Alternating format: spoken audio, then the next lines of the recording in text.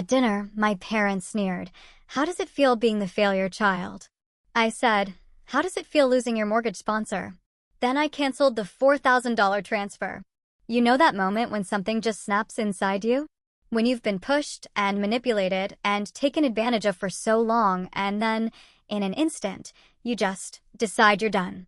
Well, for me, that moment hit harder than a freight train, and it started with the $15,000 wedding deposit and the realization my own family was stealing from me. The clinking of fancy silverware on bone china was practically deafening in that New York steakhouse. One of those places where the waiters wear suits that probably cost more than most people's monthly rent. I sat at the head of a huge table, watching a waiter pour a Cabernet that I knew would add another $300 to my inevitable tab. My dad, Arthur, swirled his wine, a total pro. He's 60, silver hair still thick, Brooks Brothers suit still fits him perfectly. And his confidence? Absolutely unshaken, even though he hasn't earned a single paycheck in 5 years. "How's the market treating you, Adrian?" he asked, not because he cared about my answer, but because he was mentally calculating his next mortgage payment. "It's fine," I replied, the words clipped. I've been a senior investment analyst long enough to know "how's the market" is just code for "when's my next check?" My mom, Eleanor, was right beside him. 58, still beautiful in that specific country club way, blonde highlights refreshed every 6 weeks, skin smooth from whatever procedure she'd had last month. Her diamond tennis bracelet caught the light as she reached for her water. "Adrian, darling," she cooed, her voice warm, but her eyes? Totally calculating. Did I mention Chloe and Spencer finally found the perfect venue? And there it was. The real reason for this entire absurd dinner. My sister, Chloe, beamed from across the table. Her engagement ring, a blinding 3 carats, because Spencer Davenport III doesn't do anything small, sparkled under the chandelier. She's 25, the family beauty, her success measured solely by the pedigree of her husband-to-be. "It's this gorgeous resort in Tuscany," Chloe gushed, her voice practically an octave higher. 16th century villa, vineyard views, private chef. It's absolutely perfect. Spencer, who's about as tall and bland as white bread but with money, just nodded along. He had that look of someone born into so much wealth he never bothered developing a personality. My brother, Julian, and his wife, Maya, exchanged a quick glance. Julian, 32, was always the quiet one, the free spirit who escaped our family's expectations by becoming a teacher. Maya squeezed his hand under the table, a silent understanding passing between them. My Aunt Beatrice just sipped her martini, watching the whole show with the detached interest of someone who'd seen this play 100 times before. "The resort is divine," Mom continued, steering the conversation with the precision of a neurosurgeon. "They just need the $15,000 deposit to hold the date." She paused, her smile never wavering. "I'll send you the wire info." The table fell silent. Every single eye was on me. I took a careful sip of water, feeling the suffocating weight of their expectations pressing down on my chest. "Actually," I said, my voice steadier than I felt, "I can't swing $15,000 right now. I'm trying to build my own emergency fund." The silence that followed was absolute. Spencer suddenly found his napkin fascinating. Julian's eyebrows practically shot up to his hairline. Even the waiter, who was approaching with bread, did a quick pivot and retreated. My father broke the stillness with a short, barking laugh. "Savings," he scoffed, loud enough for nearby tables to hear. He leaned forward, his voice dropping to that register that always made my stomach clench. "Your job is to earn. How does it feel to be the only useless ATM here?" The table, everyone except Julian and Maya, erupted in chuckles, as if my father had just delivered some witty, insightful line instead of a cruel, public jab. I froze. The laughter hit me like physical blows. Suddenly, I was 10 years old again, sitting at the dining room table as my mother laid out our family roles like tarot cards. "Julian is the free spirit," she'd said, ruffling his hair. "Chloe is the beauty," a kiss on my sister's cheek. Then, turning to me, "But you, Adrian, you're the smart one. You're our retirement plan." The memory shifted, then dissolved. Now I was 24, a junior analyst, still drowning in student loan debt. My phone rang. It was Mom, but her voice was different, weak, frightened. "Adrian," she whispered, and I could hear hospital sounds, a doctor's voice in the background. "If we lose this house, the stress will kill me. My life is in your hands." That night, I agreed to cover their mortgage. Temporarily. That was 5 years ago. The flashback faded. The laughter at the table continued, but something inside me, worn thin over 5 years of constant demands and sharpened by 3 months of therapy, finally, irrevocably broke. I smiled. It wasn't my usual smile, the one that says, "Don't worry, I'll handle everything." This was something colder, harder. "You're right, Dad," I said, placing my fork down with a quiet clink. "A useless ATM should be out of service." The laughter stopped dead. My mother's face tightened. "Adrian, don't be dramatic. You're embarrassing us." I've never been more serious. I pulled out my phone, my fingers moving across the screen with a terrifying calm. The family watched horrified. "Let's see. First, I'm canceling the $4,000 mortgage payment scheduled for Monday." Tap. Done. "Next, I'm blocking both of your numbers from my Zelle and Venmo." Tap. Done. My mother's face drained of color. My father's did the opposite, flushing a dangerous shade of red. I threw my corporate card onto the table. "This will cover my meal and a glass of wine. The rest of you are on your own." My father stood, his napkin fluttering to the floor. "You ungrateful little brat, after everything we've done for you." I stood too, suddenly feeling taller than I ever had in my life. "What have you done?" "I paid for my own Ivy League education." "I'm paying for your mortgage." I looked at each stunned face around the table. "I'm done." I turned and walked out, feeling eyes from every table in the restaurant following me. The silence was absolute, broken only by the soft tap of my heels against the marble floor. Outside, the night air hit me like freedom. For the first time in 5 years, I could finally breathe. The Uber lurched through Manhattan traffic, my phone vibrating itself to death in my hand. The screen flashed like a slot machine hitting jackpot, only I hadn't won anything but confirmation that I'd kicked a hornet's nest. "Eleanor, you'll kill me. Is that what you want? Call me now. Arthur, you will fix this. This childish tantrum stops today. Chloe, you've ruined everything. The venue won't hold without the deposit." My hands shook so badly I nearly dropped the phone. A hot, sick feeling spread from my stomach to my limbs. I'd never defied them like this, not once in 29 years. The messages blurred as tears threatened, but I blinked them back. I wouldn't reply. Not yet. Maybe not ever. Then another notification appeared from an unexpected source. "Julian, are you okay?" That was incredible. I stared at the screen, reading his words over and over. My brother had never sided with me against our parents. Never. He'd always been the quiet one, the one who escaped by becoming invisible. And yet here, in 6 simple words, was the first support I'd ever felt from my family. Something small and warm unfurled in my chest. A fragile thing, but stronger than the panic that had been choking me. The next morning, I called in sick to work. It wasn't a lie. The thought of pretending everything was normal while fielding frantic calls from Eleanor made bile rise in my throat. Instead, I showered, dressed in jeans and a sweater, not the tailored blazer and slacks Arthur once told me made me look the part of family provider, and headed downtown to my financial advisor's office. Mark Wilson had handled my investments since my first bonus check. He'd never questioned the steady outflow of funds to accounts with the Holloway name. Never suggested I might be overextending myself. When I entered his office now, his expression shifted from professional welcome to genuine concern. "Adrian, what's going on?" "Your message said it was urgent." "I need a complete audit," I said, my voice steadier than I expected. "Every dollar that's left my accounts in the last 5 years. I need to see the damage." 2 hours later, we had a number. Mark turned his computer screen toward me. A spreadsheet, row after row of transactions, each one color-coded by recipient. The total glowed at the bottom of the page like a malignant tumor. $350,000. Not including the little gifts I'd bought them, the expensive dinners, The loans I'd never see again. $350,000, I whispered, the number scraping my throat raw.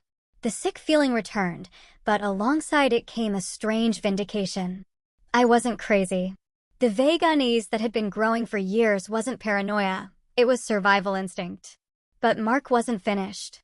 He leaned forward, his usual professional detachment cracking. The number is bad, Adrian, but this is worse. He turned his screen again, clicking to a new tab. I pulled your full credit report. The page showed 3 active credit cards and a personal loan I'd never seen before. All opened 2 years ago. All mailed to my parents' 5-bedroom estate in Westchester. The balance on each hovered near its limit. Total fraudulent debt, taken out in my name, with my social security number, $60,000. The room tilted slightly. My fingernails dug into my palms. They committed identity theft?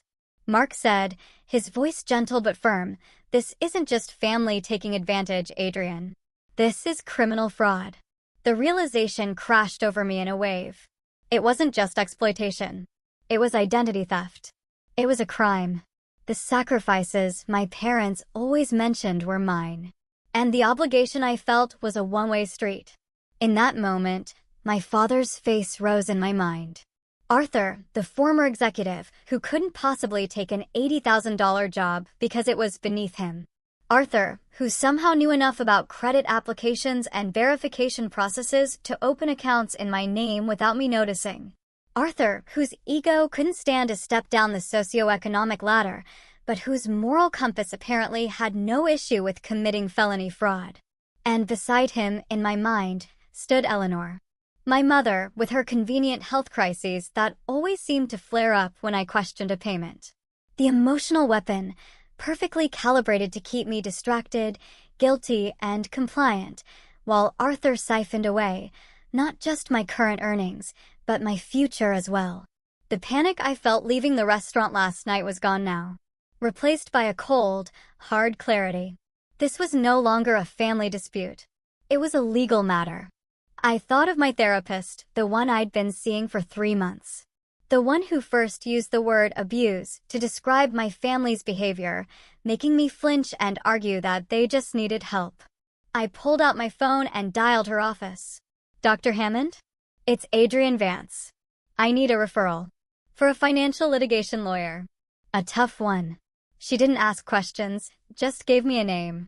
Cynthia Blackwell, notorious for her scorched earth approach to financial crimes. I hung up and immediately made an appointment for tomorrow morning. For the rest of the day, I sat in my apartment, methodically calling credit bureaus and fraud departments. With each call, each report filed, each account frozen, I felt stronger, more certain. My phone continued to vibrate, but the tone of the messages shifted as the day progressed. The initial anger gave way to confusion, then to panic. Arthur, what have you done? The card was just declined. Eleanor, the bank called about the mortgage. Call me now. I didn't respond. I didn't need to. For the first time in my adult life, I wasn't running from my family's demands. I was standing my ground. This wasn't just about escape anymore. It was about resistance. Monday came and went. With it, the mortgage payment deadline. My phone buzzed incessantly, the screen lighting up with my parents' names until I finally silenced it completely. The quiet lasted exactly 12 minutes before they switched tactics. Voicemails piled up. I played the first one while making coffee, Eleanor's voice wavering with practiced fragility. Adrian, please, she sobbed. The bank is calling. They're threatening foreclosure notices. Please call me back. Delete. The second message came an hour later, her tone shifting. After all the sacrifices I made for you, carrying you for 9 months, choosing your schools, giving up my career, this is how you repay that? Delete. By afternoon, the messages turned dark. You are tearing this family apart. Your father can't sleep. I can't eat. Is that what you want? To destroy us. I set my phone down, surprised by my own calm. In the past, these messages would have sent me into a spiral of guilt and panic. Now they sounded like what they were, the desperate flailing of people who'd lost their grip on their favorite puppet. My therapist calls this progress. I call it clarity. The buzzer to my apartment sounded at 7:14 p.m. I checked the security feed on my phone, expecting a food delivery. Instead, I saw my father's face, contorted with rage as he jabbed the button again and again. I watched, transfixed, as Arthur screamed at my doorman, his suit jacket rumpled, his silver hair standing on end. "I need to see my daughter." "No. This is a family emergency." The doorman, Hector, remained impassive. "Sir, if Miss Vance wanted to see you, she would have authorized your entry." "Do you know who I am?" Arthur's face flushed darker. "I'm paying for this building. My money bought this place." I watched Hector's expression shift from polite to cold. "Sir, I need you to leave the premises immediately, or I will call the police." Arthur took a step toward him, finger pointed like a weapon. "You listen to me, you little. That's enough." Hector reached for his phone. "I'm calling the police now." The threat of police involvement deflated my father instantly. His shoulders sagged. He ran a hand through his disheveled hair, suddenly remembering he was Arthur Holloway, respected community member, not some common criminal. "Fine," he muttered. "Just tell her I was here." He left, but 20 minutes later, a folded piece of paper slid under my door.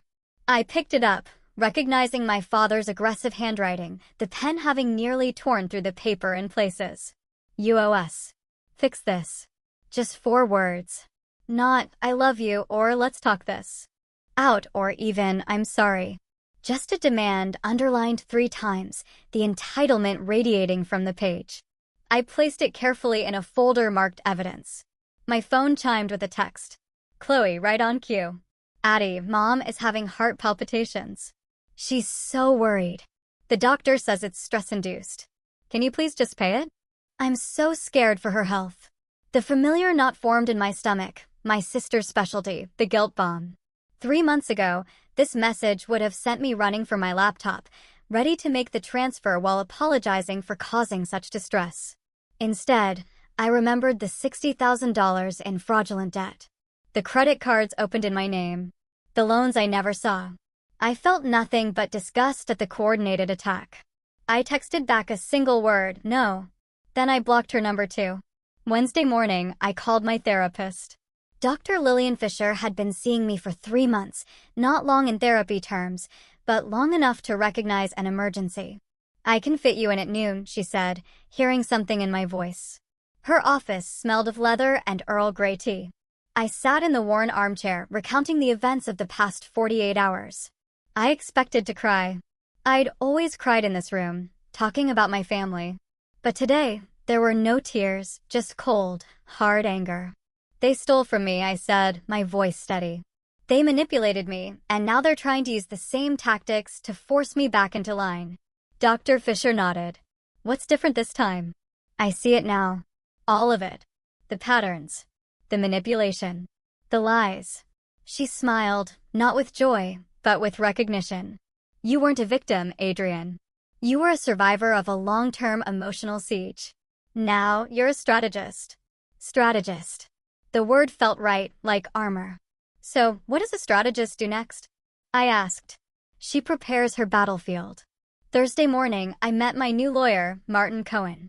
His office was nothing like the plush, wood-paneled spaces I'd imagined. It was stark, utilitarian, and absolutely packed with files. His handshake was firm, his gaze direct. "Let me understand," he said, reviewing the notes from my financial advisor. "Your parents have been systematically draining your accounts for 5 years, to the tune of $350,000. "Yes. And now we've discovered $60,000 in fraudulent debt taken out in your name." "Yes." He removed his glasses, polishing them slowly. "Ms. Vance, I've been practicing law for 27 years. I've seen a lot of financial abuse cases." He put his glasses back on, his eyes magnified and serious. "This is our leverage. This is everything." For the next week, I became a document archaeologist. I dug through 5 years of financial records. I got sworn affidavits from my financial advisor, documenting the steady drain on my accounts. I pulled every bank statement, highlighting the transfers, 4,000 here, 15,000 there, death by 1,000 cuts. I saved the voicemails. I printed the texts from Chloe. I screenshotted the security footage of my father threatening my doorman. Each piece of evidence made me stronger. Each record stripped away another layer of guilt. By the following Wednesday, I had a file 3 inches thick, documenting 5 years of systematic financial and emotional abuse, culminating in a felony. I was ready. I sat in Martin Cohen's office, my hands steady as I dialed my parents' number. The call was on speakerphone and being recorded, with Martin sitting silently across from me. My mother answered on the first ring. "Adrian?" "Oh, thank God." "Mom, Dad, I've reviewed my finances. I'm willing to have one meeting to discuss this." The relief in Eleanor's voice was palpable. "Oh, thank goodness, Addie. We knew you'd do the right thing. Your father found a lovely Italian restaurant for. It won't be at a restaurant." My voice was cool, professional. "It will be at my lawyer's office. Tomorrow. 10 a.m. Be there." I hung up before she could respond. The silence on the other end was a perfect, sudden void. Martin nodded. Just once. "Well done. The power has shifted. They know they've lost control." The next morning, Martin and I sat in a sterile conference room. The clock on the wall read 9:57 a.m. My case file sat between us, neatly labeled and organized. At precisely 10 a.m., his assistant opened the door. Arthur and Eleanor walked in, looking annoyed and entitled. Eleanor wore her pearl necklace, her armor for difficult social situations. Arthur's suit was freshly pressed, his posture rigid with indignation. They sat down across from us, clearly expecting to browbeat their daughter back into submission. They had no idea what was waiting for them. "All right, Adrian," my father began, his voice carrying that familiar note of authority that once made me shrink. "This little tantrum has gone on long enough. We're willing to accept your apology and Mr. and Mrs. Holloway," Martin interrupted, his voice cool and professional. "This is not a negotiation. We're here to inform you of your options." He slid a file across the table. "This is a copy of a police report we have already filed with the NYPD for identity theft." My mother's hand froze halfway to the folder. "It details $60,000 in fraudulent credit cards and loans opened in your daughter's name," Martin continued. "We have the statements, the applications, and the IP logs." I watched their faces transform. My mother's skin turned the color of chalk, her fingers clutching her designer purse like a life preserver. My father's complexion did the opposite, flushing a dangerous shade of purple that climbed from his collar to his hairline. "How dare you?" My father slammed his fist against the table, making the water glasses jump. "This is a family matter.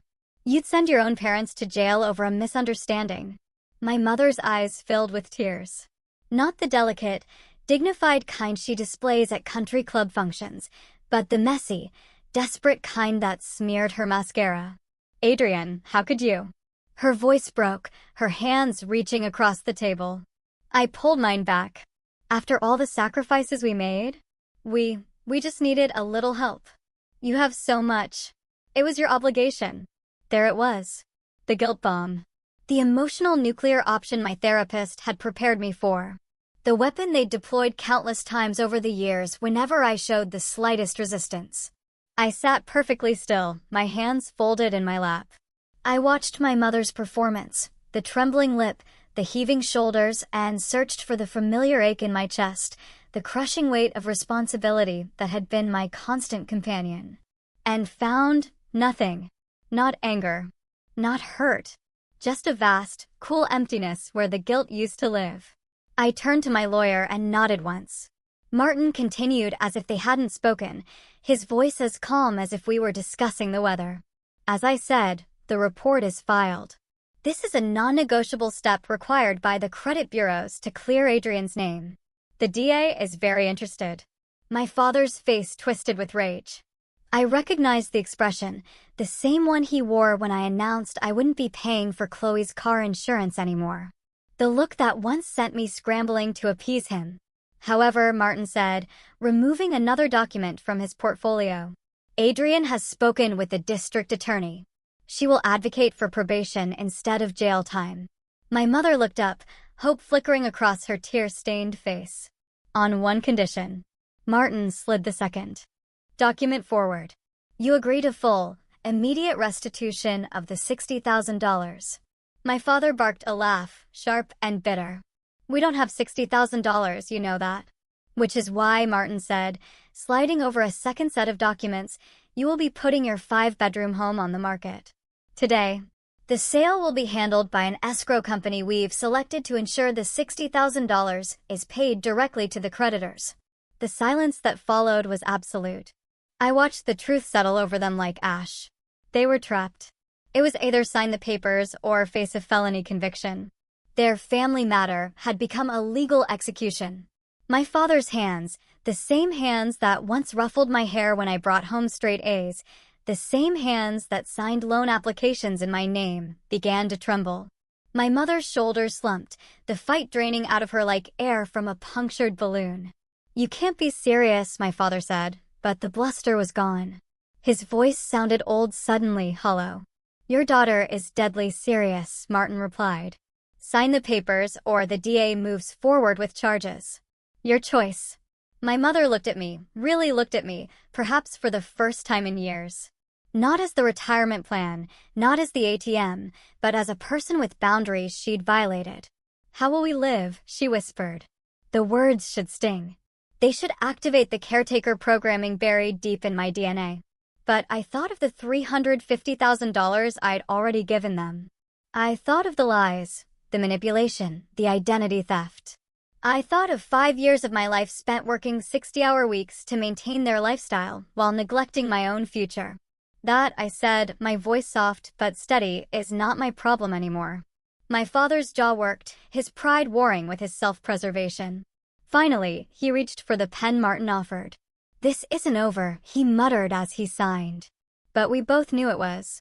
As his pen scratched across the paper, I felt something in my chest loosen, a knot I'd carried for so long I'd forgotten it wasn't part of me. The meeting ended quickly after that. No tearful goodbyes, no promises to stay in touch, just the cold efficiency of paperwork being processed, of boundaries being erected. Outside the office, standing on the sidewalk in the bright New York morning, I took a breath that felt different than any I'd taken in 5 years. Lighter, cleaner. My phone buzzed in my purse. A text from Julian. How did it go? I looked at the screen for a moment, then typed. It's done. I'm free. The Holloway's pristine white 5-bedroom colonial hit the market on a Tuesday next week. By Wednesday afternoon, the listing had 37 saves and 12 showing requests. By Thursday morning, their friends were texting. Downsizing, asked the country club president's wife. Retirement property in Florida, suggested Eleanor's bridge partner. My mother didn't answer any of them. For the first time in her 58 years, Eleanor Holloway had nothing to say. The shame of it silenced her more effectively than any argument ever could. I watched it all from a distance. Not with joy, but with a cold, steady clarity. The weight I'd carried for 5 years had lifted. My shoulders straightened a little more each day. My breathing deepened. My therapist called it reclaiming your power. I called it survival. Julian called me on Friday night. It's like watching a meteor hit, he said, his voice low, as if Arthur might overhear him even though he was calling from his own home. Mom hasn't left her bedroom in 3 days. Dad just sits in his study drinking scotch. Are they asking you for money yet? I asked, running my finger along the edge of my kitchen counter. The pause told me everything. They tried, he finally admitted. I said no. I smiled. Later, as she slept on my couch, I stood at my window watching the city lights. I thought about how parents are supposed to protect their children, not use them as collateral. 2 weeks later, I received an email from the escrow company. The sale of the Holloway's estate was complete. The $60,000 in fraudulent debt had been paid in full. My credit score had already jumped 47 points. My lawyer called to inform me that Arthur and Eleanor had been forced to rent a 2-bedroom apartment in a building with no doorman, no elevator, and no prestige. The remaining money from the sale after the mortgage payoff and my restitution barely covered their security deposit. They didn't even look at me when they signed the papers, I told my therapist later that week. Not once. How did that make you feel? She asked. Nothing, I replied. I felt nothing at all. 3 months passed. Chloe moved to Boston for a fresh start.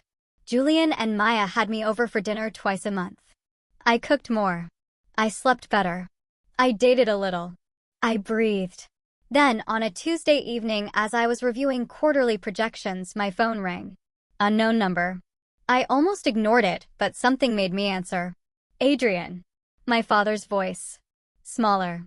Older. It's your dad. I said nothing. We're having trouble with the deposit on the new apartment, he said, a tremor in his voice. I just thought maybe. 5 years ago, those words would have sent me scrambling for my laptop, ready to transfer whatever sum was needed to maintain the peace. That is not my problem, I said, my voice steady. A long pause. I could hear him breathing. Adrian, please. I ended the call without another word. I felt no guilt. No lingering obligation. Just a quiet, certain freedom. I blocked the number without a second thought and turned back to my laptop. The spreadsheet open on the screen had a new title, Condo Down Payments. I was looking at 2 bedrooms with views of Central Park. The useless daughter had become the only one who escaped.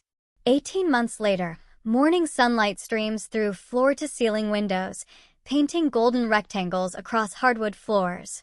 I stand in my new 2-bedroom condo overlooking Central Park, coffee mug warm in my hands. The view still stops me in my tracks sometimes, a living, breathing tapestry of green amid Manhattan's concrete and steel. My phone pings with a calendar reminder. Housewarming party. 7 p.m. I smile. The $60,000 in restitution made for a perfect down payment on this place. Justice, with a view. Last week, I ran into Spencer at a financial conference. He mentioned seeing Arthur stocking shelves at Kroger. Eyes down. Shoulders hunched. His criminal record for fraud made him permanently unemployable in the financial sector. Eleanor works as a part-time cashier at the same store. Her social circle vanished like morning fog. The mighty Holloways, brought low by their own greed. I don't feel the satisfaction I once imagined. Just peace. The doorbell rings at 6:58 p.m. Julian and Maya arrive first, arms loaded with grocery bags. We're making the drinks. Julian announces, kissing my cheek. My brother moves through my kitchen with easy familiarity, pulling out bottles and glasses. Maya arranges a platter of appetizers. Your place looks amazing, Adri. The condo fills quickly. My therapist brings homemade bread. My financial advisor arrives with his husband, both admiring the view. Former colleagues, new friends. Warmth and laughter replace the tense, performative dinners of my past. This isn't an obligation disguised as celebration. This is mine. The doorbell rings again at 8:15. I open the door to find Chloe standing there, hands clutching a brown paper bag. She looks smaller. Somehow, her designer clothes replaced by jeans and a simple sweater. The perfect blowout is gone, her hair pulled back in a ponytail. Adrian, she says, her voice barely audible above the party noise. I'm in therapy. I'm working at a coffee shop. I am so sorry. For everything. She holds out the bag. Inside is a bottle of wine, $15 according to the price tag she forgot to remove. The symmetry isn't lost on me, $15 for a bottle instead of $15,000 for a deposit. The old Adrian would have rushed to comfort her, to say it was all okay, to erase her discomfort at the expense of my own, the caretaker, the fixer, the retirement plan. I study my sister's face, seeing not my mother's pawn, but Chloe herself.